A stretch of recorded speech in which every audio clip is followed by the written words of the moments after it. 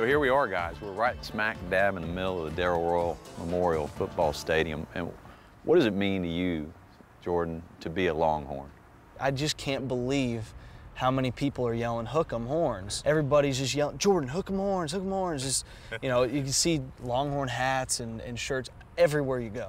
We're part of a proud family that have played well on the national stage. I think you look back on the days that it happened, there's special memories that don't ever go away.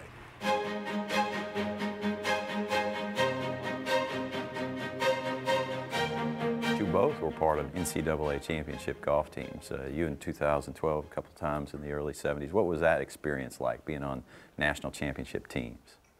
A team national championship is what it's all about. That's the reason we play college golf.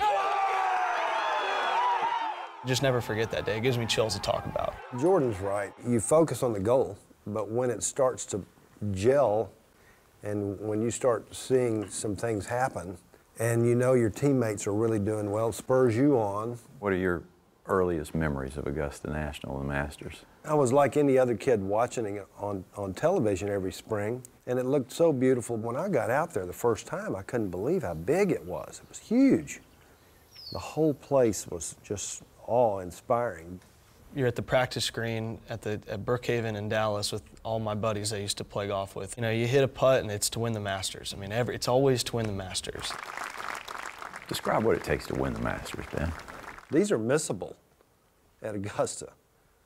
And you didn't have, that's right. And you shouldn't listen to this, but it is so easy to get intimidated by some of those putts. In 1995, you were well known, playing grief-stricken, passing of your mentor, Harvey Pinnock. You back and forth from Augusta to Austin for the funeral. That week ended tear-filled victory. Describe your emotions dealing with that week. I don't know what possessed me to not think about what had just happened. My life teacher, who gave me my love for the game, along with my dad.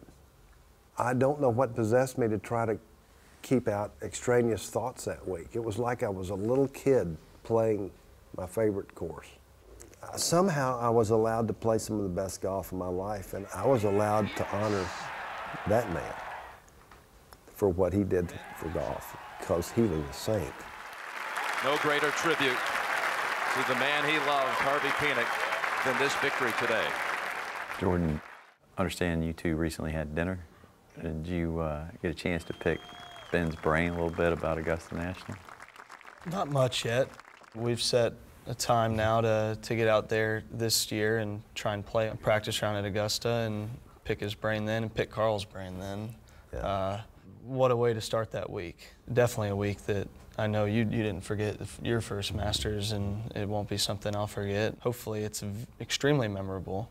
I'm looking forward to just showing him a few things. I mean, he's a golfer. What's the most important thing he needs to know? Well, it's position yourself on the greens and angles of play and what the course can give you on certain days. I still think it's the most emotional course to play, especially when you're in contention.